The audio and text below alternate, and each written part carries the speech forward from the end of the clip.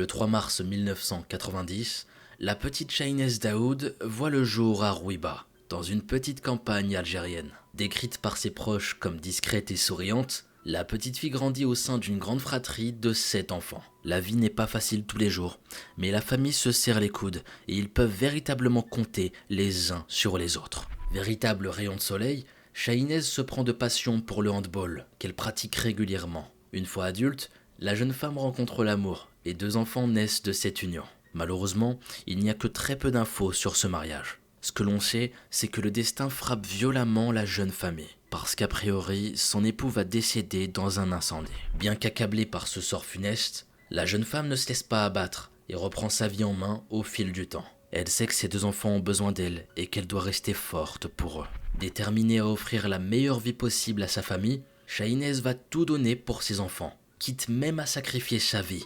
Elle les aimait énormément. En 2015, on lui présente un certain Monir Bouta, un Algérien tout juste divorcé et père de 3 enfants. Il avait obtenu la nationalité française lors de son premier mariage. Chahinez tombe sous le charme de Monir et décide de le suivre en France. Et peu de temps après, elle accepte sa demande en mariage. La fille de Chahinez suit sa maman dans cette nouvelle aventure, tandis que son fils aîné reste vivre chez ses grands-parents, près d'Alger. Encore une fois, les détails de cette situation ne sont pas très clairs. En revanche, on sait que Chahinez, dont toute sa vie tournait autour de ses enfants, vit très mal cette séparation.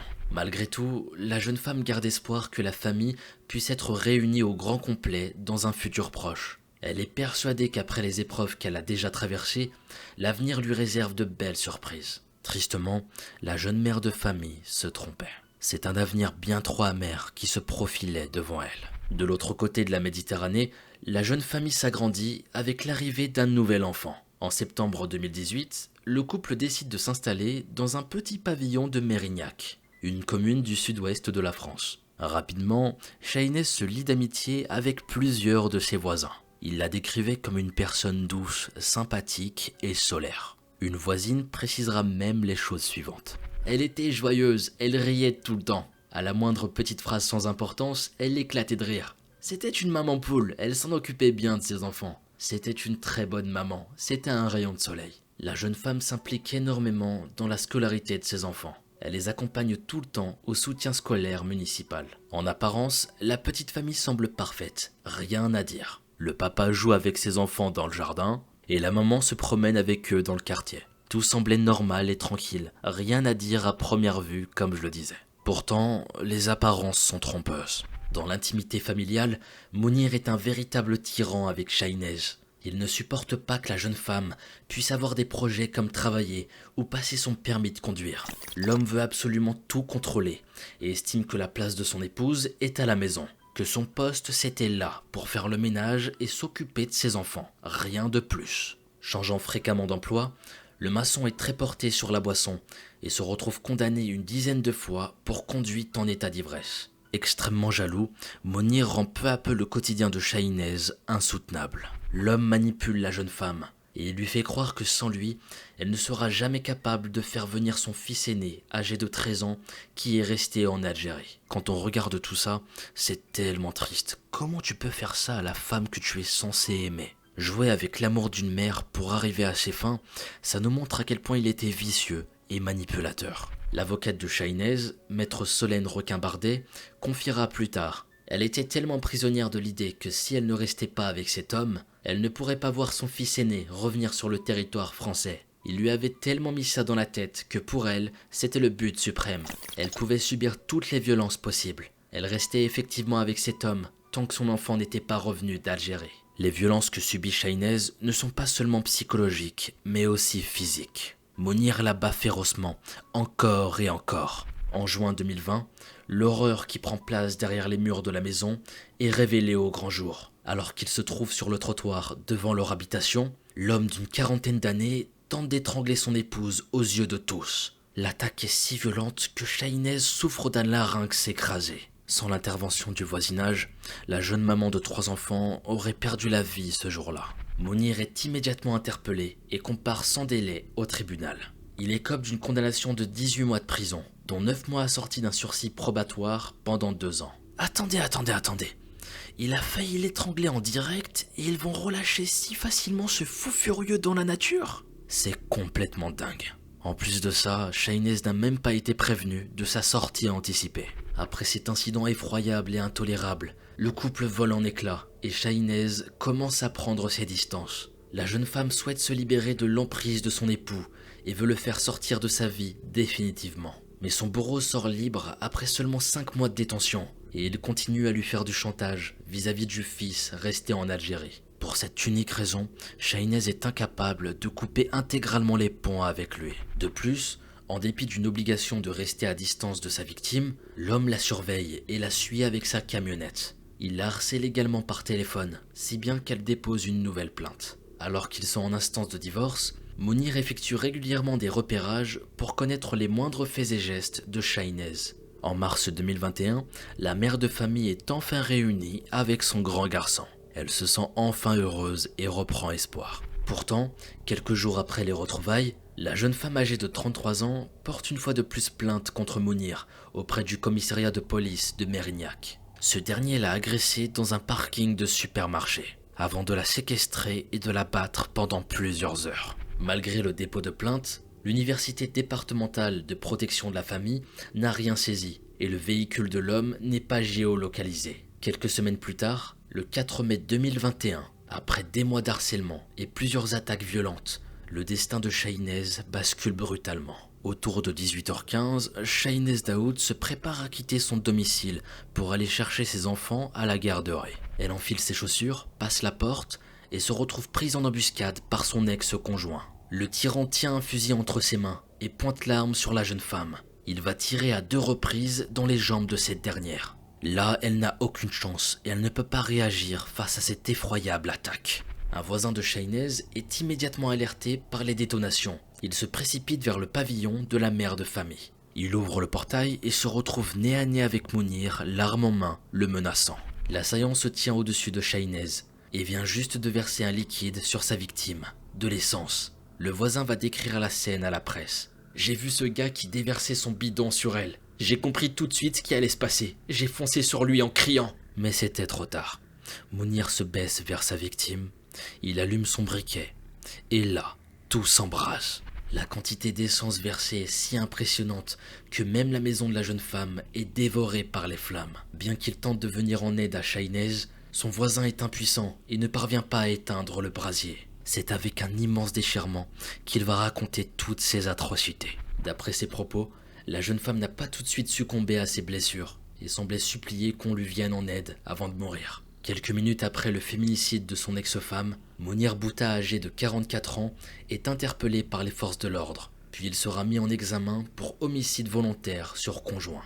La procureure de Bordeaux dévoile rapidement les premières explications de l'homme. Convaincu selon ses dires que son épouse avait un amant et qu'elle le manipulait, il aurait décidé de la punir des souffrances endurées et voulait, je cite, « brûler un peu sa femme pour lui laisser des marques sans souhaiter la tuer ». Écroué à l'isolement, Mounir Bouta parvient à mettre le feu au réfrigérateur de sa cellule et il s'en prend au gardien de la prison. La famille de Shaynez est anéantie. Personne ne comprend qu'un tel acte a pu avoir lieu. En juillet 2021, les parents de la jeune femme obtiennent un titre de séjour français de manière à se rapprocher de leurs petits-enfants alors qu'ils étaient placés en famille d'accueil. Finalement, en décembre 2021, ils obtiennent la garde des 3 enfants et sont aidés par la mobilisation d'associations qui lèvent des fonds pour faciliter leur aménagement. Là, on peut dire que c'est la seule lumière dans cette sombre affaire. Au moins, les enfants ne sont pas séparés et vont pouvoir grandir entourés d'amour. On pense fort à eux et on leur envoie tout notre soutien. Le lendemain du drame, 400 personnes se rassemblent devant le domicile de la victime. Ils sont là pour marquer leur soutien et leur colère face à cet injuste féminicide. L'opinion publique est révoltée. Comment un tel assassinat a pu arriver alors que la victime avait osé prendre la parole et dénoncer son agresseur à plusieurs reprises? Pourquoi Shaynez n'avait pas de téléphone grand danger? Pour info, c'est un petit dispositif donné aux personnes victimes de violences conjugales. Comme ça, tu as juste à appuyer sur un bouton et tu as les secours qui te viennent en aide. Ici, il y a trop de questions qu'on peut se poser. Pourquoi aucun bracelet anti-rapprochement n'avait été disposé sur Mounir pour l'empêcher d'approcher Shaynez?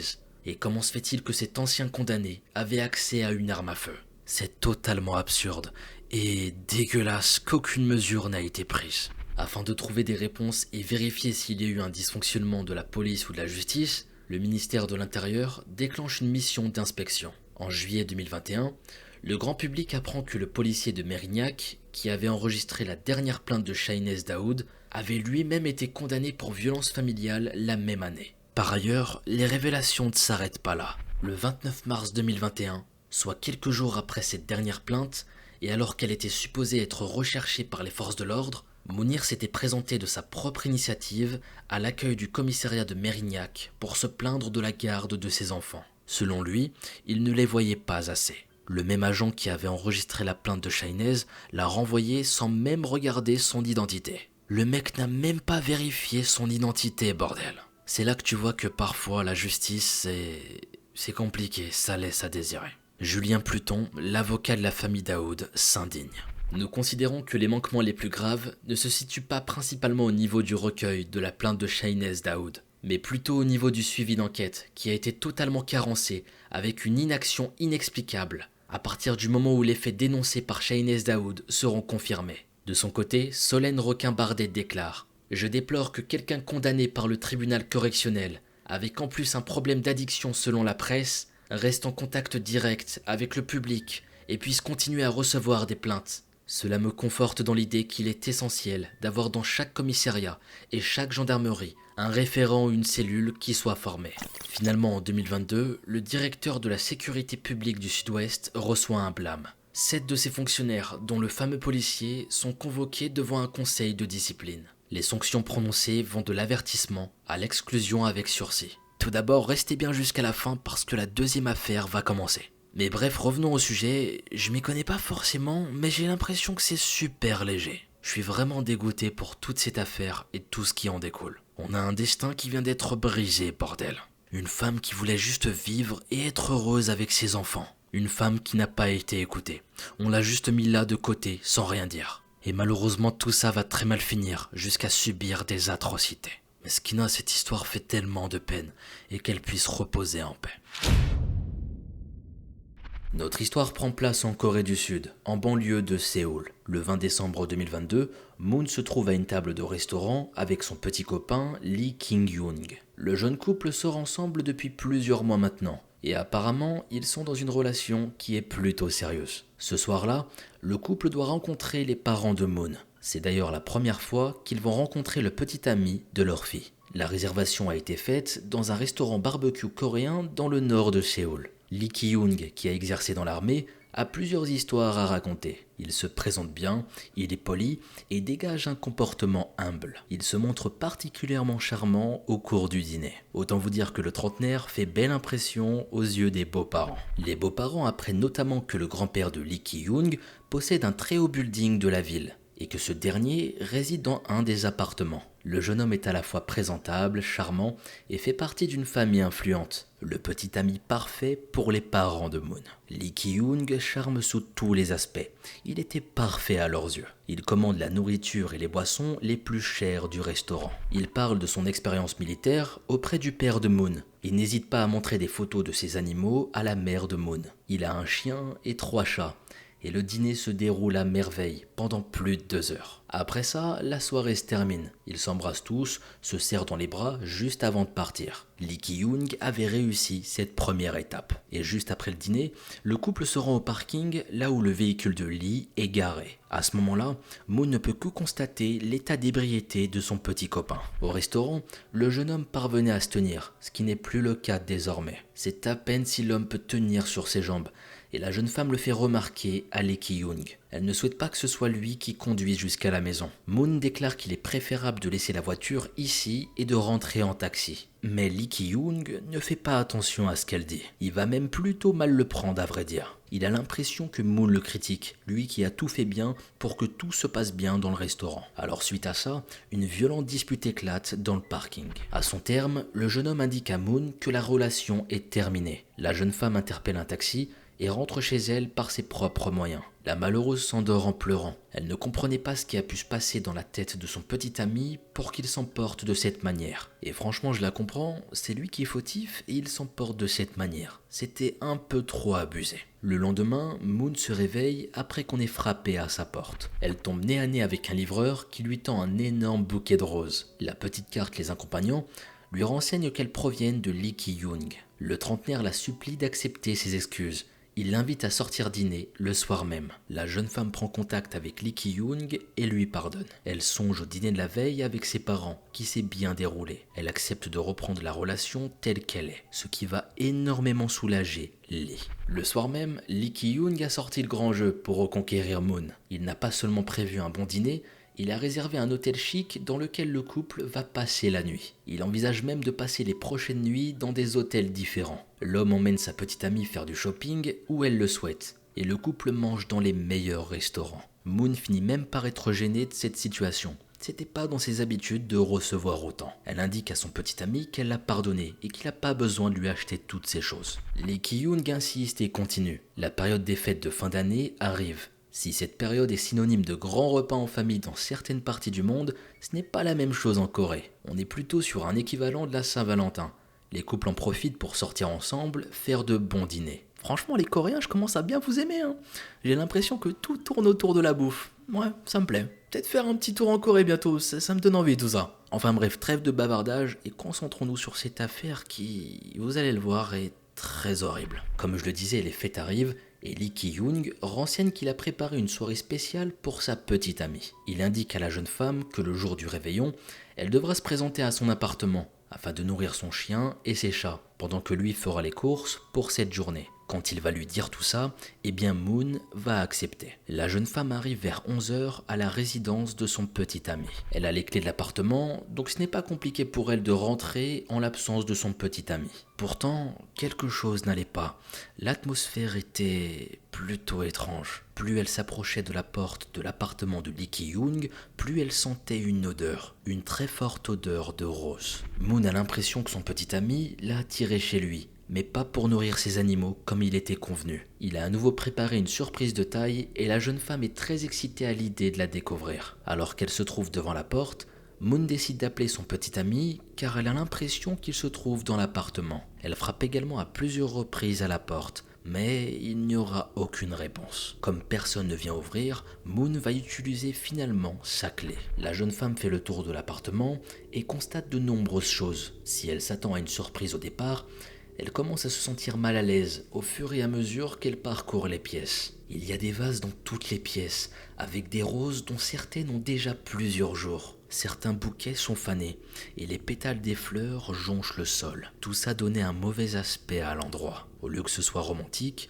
c'était devenu plutôt glauque. Moon appelle à plusieurs reprises son petit ami, dans l'espoir que celui-ci se présente. Elle prend son téléphone et tente de le contacter, souhaitant obtenir une explication. Les chats de Lee Ki-young s'approchent de Moon, attendant d'obtenir de la nourriture. Les bols des chats sont vides dans la cuisine, et le trentenaire n'a pas indiqué à sa petite amie où est-ce qu'il rangeait la nourriture. Moon commence à chercher dans la pièce, mais ne trouve rien. En revenant sur ses pas, elle tombe sur un placard qui servait à ranger les appareils ménagers. La jeune femme tente de l'ouvrir, mais quelque chose bloquait l'ouverture. Moon ne se laisse pas abattre, elle saisit la poignée et tire dessus de toutes ses forces. Elle parvient à l'ouvrir, mais elle est loin de se douter de ce qu'elle va y découvrir. Moon regarde à l'intérieur et se met à crier.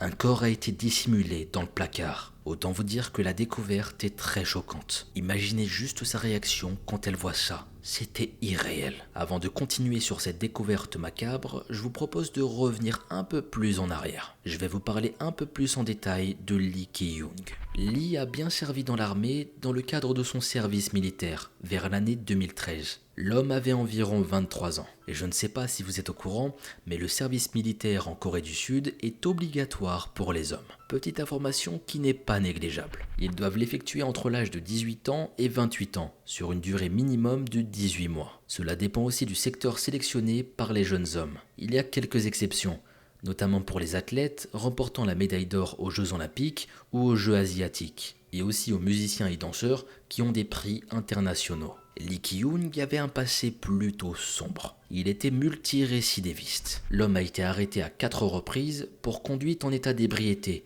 ou dans un état altéré entre mai et septembre 2013. Au cours de ce mois notamment, il a conduit 2 km alors qu'un policier était accroché à son véhicule. Juste à imaginer la scène, ça devait être complètement lunaire. T'as un contrôle de police et le mec il accélère alors que le flic est accroché à ta voiture. C'est du n'importe quoi. Le fonctionnaire de police avait sûrement tenté de l'arrêter lors de son trajet et Lee Ki-young, quant à lui, n'a pas obtempéré tout de suite. Suite à cet incident, il a été condamné à 18 mois pour obstruction à la justice et conduite sans permis. Il a effectué sa peine dans une prison militaire, car il était encore en train d'effectuer son service militaire à cette époque. En décembre 2018 et en novembre 2019, il a de nouveau été arrêté pour ces motifs. Lee Ki-young se trouvait en période de probation depuis quelques mois quand il a été arrêté en 2019 et c'était une fois de plus pour conduite en état d'ivresse. Là, la justice lui donnera 1 an de prison pour ça. Quand on apprend tout ça, on est loin du parcours exemplaire que le jeune homme avait dressé à ses beaux-parents au restaurant. On découvre le passé de cet homme qui se révèle être froid et cruel. Une vidéo dans laquelle il s'amuse à torturer un chat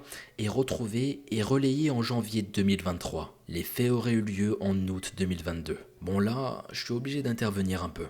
Quand il s'agit d'animaux, je vous jure que ça me rend fou. Dans toutes les affaires criminelles où tu fais face à des putains de monstres, tu sais que ça commence par ça. Cet homme était une vraie pourriture et j'ai pas peur de le dire. Quand tu commences à t'en prendre à des pauvres chats innocents, de pauvres animaux, de pauvres bêtes, c'est là que tu vois qu'il y a un souci. Et tout ça en disait long sur ce qu'il pouvait devenir. Ici, je vais pas vous décrire en détail ce que l'on voit dans la vidéo qu'il a filmée. Mais l'homme tire sur la laisse du chat à plusieurs reprises, l'entraînant dans l'eau. Le jeune homme a l'air content et se délecte de voir le pauvre animal se débattre. Comme je disais, et je m'arrête là pour cette description, c'était une merde. Lee Ki-young est aussi connu pour des faits de violence. Il s'est battu avec une connaissance en avril 2022. L'altercation était violente et Lee Ki-young a mordu l'individu jusqu'au sang. Voici ce que j'ai pu trouver concernant le passé de Lee Ki-young. Maintenant, on va revenir sur la soirée du 20 décembre 2022, après que Moon et Lee Ki-young aient quitté le parking. Lee Ki-young, après la dispute avec Moon, fait semblant d'appeler un taxi afin qu'on le ramène chez lui. Il surveille la jeune femme qui n'est pas très loin de lui et constate qu'elle parvient à arrêter un véhicule et monte à l'intérieur. Alors que celui-ci s'éloigne, l'homme retourne auprès de sa voiture. Il n'a pas l'intention qu'on le ramène chez lui. Il était capable de conduire. Mais malheureusement pour lui, le trajet ne se passe pas comme prévu. L'homme percute de plein fouet un taxi de Goyang dans la banlieue de Séoul, alors que le conducteur se trouve également à l'intérieur. On imagine que Lee Ki-young était agacé par la dispute avec sa petite amie quelques minutes plus tôt et que l'alcool n'a pas aidé à éviter la situation.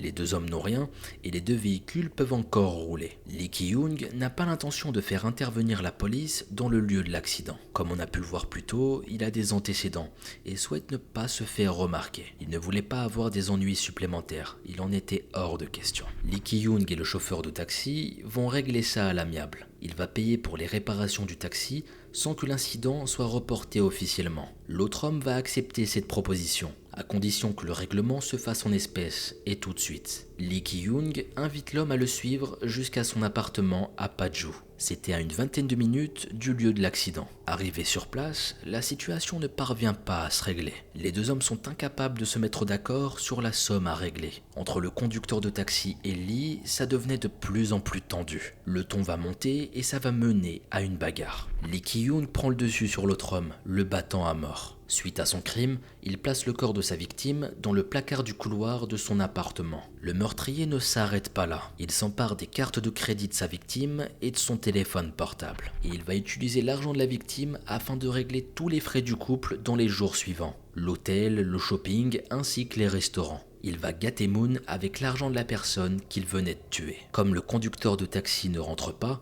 il utilise son téléphone portable afin de rassurer ses proches, prétendant qu'il est toujours en vie. À ce stade, c'est là qu'on se rend compte de la cruauté de certains individus. Ici, je n'imagine même pas ce qu'a dû ressentir Moon, cette pauvre femme. Elle qui passait de bons moments avec son petit ami grâce à l'argent volé de sa victime. Et en plus de ça, elle tombe sur un corps dans l'appartement. Quand tu vois tout ça, il y a de quoi perdre foi en l'humanité. Moon prend contact avec la police le jour de Noël, soit le 25 décembre. Le chauffeur de taxi âgé de 60 ans avait été signalé disparu par son fils un peu plus tôt dans la journée, sur les coups de 3 heures du matin. Le jeune homme avait alors indiqué à la police tout ce qui va suivre. « Mon père n'est pas à la maison depuis des jours. Je viens de lui envoyer un texto, mais je pense que c'est quelqu'un d'autre qui me répond. » Le véhicule du chauffeur de taxi a été découvert à 1 km seulement du domicile de Lee Ki-young. Un mandat d'arrêt a été mis le 28 décembre à l'encontre de Lee Ki-young par le tribunal de Uijeongbu. Les autorités supposent que l'homme est impliqué dans un autre meurtre. Une précédente relation de Lee Ki-young n'a pas donné de signe de vie depuis l'été 2022. Un document renseigne que l'accusé devait la somme de 300 millions de won à une femme, une sorte de reconnaissance de dette à plus de 200 000 euros. Il est important de le retrouver rapidement, avant que l'homme détruise des preuves ou s'enfuit. Ici, je me demande ce qui a orienté les autorités dans cette voie, mais je suppose qu'elles n'ont pas révélé leurs sources. Lee Ki-young est mis en état d'arrestation, dans le cadre de l'affaire du meurtre du chauffeur de taxi. L'homme est rapidement interrogé, et comme les enquêteurs le supposaient, il révèle être à l'origine d'un autre meurtre. Il a tué une ancienne petite amie en août 2022. La femme victime était âgée d'une 50aine d'années, et elle possédait un logement dans lequel Lee Ki-young a emménagé. L'homme révèle que le couple s'est disputé au sujet de dettes et que c'est pour cette raison que le crime a été commis. Suite au meurtre, le trentenaire aurait transporté le corps de la victime jusqu'à sa voiture. Ensuite, il aurait jeté le corps à proximité d'une rivière de Paju. La victime a été enterrée et lui continuera de vivre comme si de rien n'était dans son appartement. Les autorités ont entamé des recherches dans les zones renseignées, mais n'ont pas pu aller au bout des investigations. On supposait que des mines terrestres se trouvaient dans le secteur, rendant l'exploration difficile et dangereuse. L'homme fait désormais l'objet de 2 accusations de meurtre. La vie du meurtrier est passée au crible. Lee Ki-young est un homme coréen au début de la trentaine. Il est sans emploi au moment de son arrestation. L'homme aurait été marié à 2 reprises et il est père d'un enfant. Sa vie est source de nombreux mystères, même pour les proches de Lee Ki-young. Ce dernier a donné des éléments contradictoires à tout le monde. C'était très compliqué pour la police de démêler le vrai du faux. On suspecte également l'accusé de fraude. Il n'a pas hésité à se servir des cartes bancaires de ses victimes. Il a utilisé l'identité de sa petite amie dans le but de contracter des prêts. Le montant de l'escroquerie s'élève à 70 millions de won, ce qui correspond à un montant supérieur à 50 000 euros. L'appartement dans lequel on retrouve le corps de la victime de Lee Ki-young n'est pas l'habitation de l'ancienne petite amie du meurtrier. L'appartement en question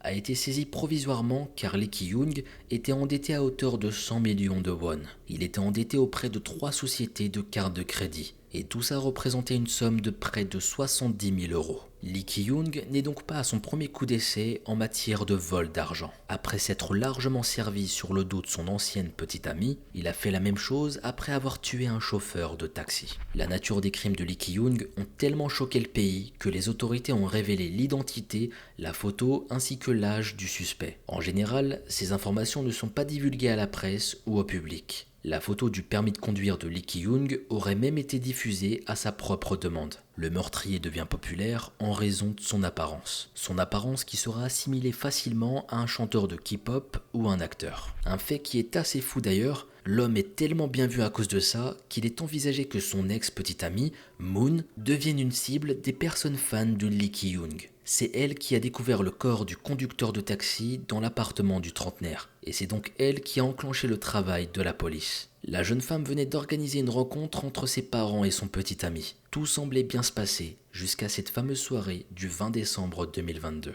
Elle a découvert au cours de l'enquête, peut-être en même temps que le pays, que son petit ami n'avait pas d'emploi et utilisait l'argent et l'identité des victimes pour mener la belle vie. Son identité a été protégée par les autorités afin qu'elle puisse vivre en toute sécurité. C'est là qu'on se rend compte que le body privilège existe bel et bien. On a tendance à attribuer beaucoup plus de choses aux personnes qui font partie des standards de beauté. Au lieu de voir Lee Ki-young comme un individu dangereux et dénué de sens moral, c'est son apparence qui prime sur le reste. Et c'est sa petite amie de l'époque qui se retrouve dans une situation très particulière. Elle se retrouve dans une situation où c'est elle qui est prise pour cible. Tout ça parce que t'as des gens qui deviennent fanatiques d'un meurtrier. Ça fait vraiment peur de voir tout ça. D'un point de vue psychologique, je n'imagine même pas ce qu'elle a dû ressentir. Et même aujourd'hui, je sais même pas comment elle fait pour vivre avec tout ça. Une psychologue médico-légale du nom de Lee So-jung examine l'accusé. Le professionnel indique à la radio CBS, le 28 décembre, qu'il ne faut pas croire tout ce que l'individu raconte. Il n'y a aucune crédibilité dans ses déclarations. Il est clair qu'il a le sang-froid. Je pense que les autorités devraient se pencher sur le bien-être de toutes les personnes qui ont pu le rencontrer. Il semble avoir l'habitude de voler l'identité de quelqu'un d'autre, de vivre avec les biens de quelqu'un d'autre et d'avoir une façon de les voler. Lee Ki-young aurait invité les policiers à entrer en contact avec des personnes qu'il avait pu rencontrer. La police n'a pas été en mesure de poser un diagnostic sur le suspect. Mais le psychologue considère Lee Ki-young comme étant un psychopathe antisocial à haut risque de récidive. On sait que la cruauté envers les animaux est un critère entrant dans la caractérisation des personnes psychopathes. Dès le début de l'instruction, les procureurs ont demandé un dispositif de localisation pour l'accusé. Le voisinage de Lee Ki-young va raconter leur quotidien depuis la venue de ce nouveau voisin. Le trentenaire était réputé pour fumer énormément. Il empestait les systèmes de ventilation communs à plusieurs salles de bain. Mais les jours précédant Noël, l'odeur de fumée s'était transformée en parfum de rose. Comme ce n'était pas habituel de sa part, certains voisins l'avaient soupçonné de vouloir cacher quelque chose. Lee Ki-young apparaît brièvement alors qu'il est transféré du commissariat de police de Islandongbu jusqu'au tribunal qui doit le juger. L'homme présente ses excuses pour les meurtres qu'il a commis. L'accusé est dissimulé sous une large capuche et sous un masque. Un tribunal de la province de Jeonji condamne l'homme de 32 ans à la prison à vie. Il prend la perpétuité le 16 mai 2019 pour les meurtres du chauffeur de taxi et de son ex-petite amie. Le tribunal du district Uijeongbu a également déclaré que l'accusé devait porter un bracelet électronique de surveillance, dans le but d'être géolocalisé pendant 30 ans. Lee Ki-young va plaider coupable des accusations à son encontre. Il a également déposé une somme de 30 millions de won, soit environ 20 000 euros, à la famille de la victime. Suite à ce geste, il va échapper à la peine de mort et éviter un éventuel procès. J'ai pu voir que cette condamnation existe toujours en Corée du Sud, bien qu'elle n'ait pas été appliquée depuis plusieurs années. La condamnation à mort est assez exceptionnelle. Concernant la somme d'argent qu'il a pu donner en guise de dédommagement, c'est certain qu'elle ne compensera jamais la perte de la victime.